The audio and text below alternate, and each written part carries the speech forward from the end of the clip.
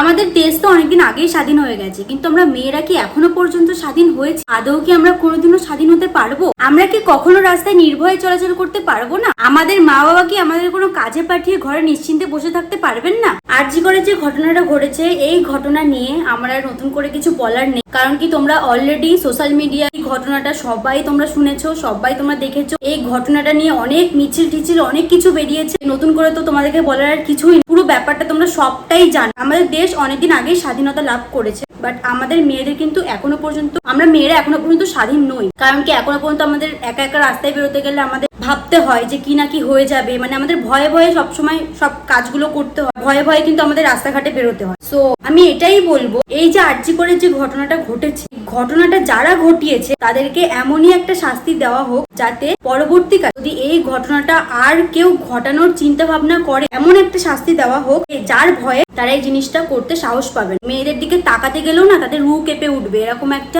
শাস্তি দেওয়া হোক। এমন এমন ঘটনা ঘটেছে, এমন জিনিস হয়েছে তিলোত্তমার সঙ্গে, যেটা বলতে না মানে কি বলবো, গা শিরশির করছে। আর ঘটনাটা শোনার পর থেকে তো আমি রীতিমতো, আমি শুধু বলে আমিই না, প্রত্যেকটা মেয়ে প্রত্যেকটা মানুষ রীতিমতো ঘুমোতে পারছি না মানে ঘটনাটা শোনার পর থেকে। মানে এতটাই ভয়ঙ্কর একটা ঘটনা, আর এতটাই মানে কষ্টে তিলোত্তমার মৃত্যু হয়েছে। অনেকে বলে না যে মেয়েরা রেপ হয় তারা অনেক কারণ থাকে, তারা অনেক ছোট ছোট পোশাক পরে, তারপরে তারা রাত করে বাড়ি ফেরে।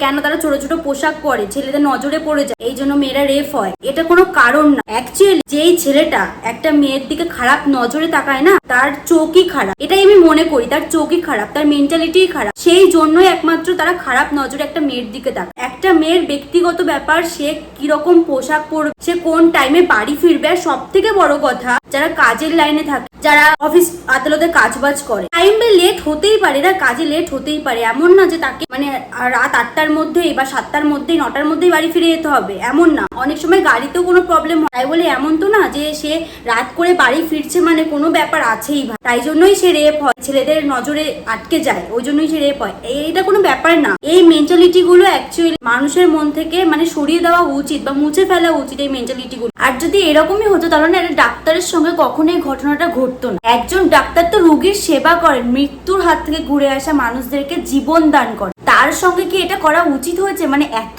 বড় একটা জঘন্য কাজ। আসলে কি বলতো, যারা নারীকে সম্মান করতে জানে না, যারা মা জাতিকে সম্মান করতে জানে না, তারা এরকম জঘন্য কাজ করতে পারে। আর যারা নারী জাতিকে সম্মান করতে জানে না, তারা হলো এক একটা পাপী মানুষ, যেখানে স্বয়ং ভগবানও নারী জাতিকে মন থেকে সম্মান জানায়। শুধুমাত্র কিন্তু ডক্টর মৌমিতা দেবনাথই নয়, ঠিক আছে? কারণ কি প্রচুর মেয়েরা কিন্তু খারাপ এই মানুষজনদের চোখে পড়ে, তাদের শিকারও কিন্তু হয়। তো তোমাদেরকে একটাই কথা বলবো, যদি তোমরা বাঁচতে চাও এইসব মানুষদের হাত থেকে, নিজের সেফটি নিজেই নিতে শেখো। কারণ কি তোমরা অনেকেই আমাদের মেয়েদেরকে সবসময় তো সঙ্গে করে কাউকে নিয়ে যাওয়াটা পসিবল হয় না, ঠিক আছে? কারণ এখন যে যার মতো, এখন নিজের বন্ধুও কিন্তু শত্রু হয়েছে, নিজের বন্ধুকে এখন বিশ্বাস করাটা উচিত নয়। নিজের সেফটি সবসময় নিজে নিতে শেখো। সবসময় যখনই তোমরা বাইরে বেরোবে, সবসময় ব্যাগের মধ্যে ছুরি, কাঁচি, পেন, এইসব জিনিসপত্রগুলো রেখে দেবে, অ্যান্ড প্রয়োজনে সেগুলোর সদ্ব্যবহারও কিন্তু করতে হবে। সো যারা বাসে, ট্রেন, ট্রামে বিশেষ করে চড়ো, তাদের জন্য কিন্তু এই জিনিসগুলো ব্যাগে রাখা খুবই দরকার আজকালকার যুগ বা আজকের দিনে দাঁড়িয়ে, ঠিক আছে? কারণ যেখানে একটা হসপিটালে যেখানে মেয়েদের সেফটি থাকে না, সেখানে আর রাস্তাঘাট তো দূরেরই কথা, ঠিক আছে? রাস্তাঘাটে অনেক রকম এরকম মানুষরূপী জানোয়াররা থাকে। হসপিটালেও যেখানে মেয়েদের সেফটি থাকে না, সেখানে তো আর কিছু বলারই নেই। আর শুধুমাত্র এই রেপ কিন্তু মানুষের বলে চরিত্র, তারপরে তোমার পোশাক দেখেই হয় না। যদি এটাই হতো তাহলে একটা ছোট বাচ্চাও কিন্তু রেপ হতো না। আমাদের এই যুগে দাঁড়িয়ে একটা ছোট বাচ্চাও কিন্তু রেপ হচ্ছে। এইসব বিষয়ে সে কিছু জানেই না, ঠিক আছে? কিছু বোঝে না, তারপরেও কিন্তু সে রেপ হচ্ছে। জাস্ট তোমাদেরকে এটাই বলবো, নিজের সেফটি নিজেই সবসময় নিতে হবে। যাই হোক, আমরা সবাই এটাই চাইবো যে যত তাড়াতাড়ি সম্ভব এই ঘটনার বিচারটা তাড়াতাড়ি হোক। We want justice.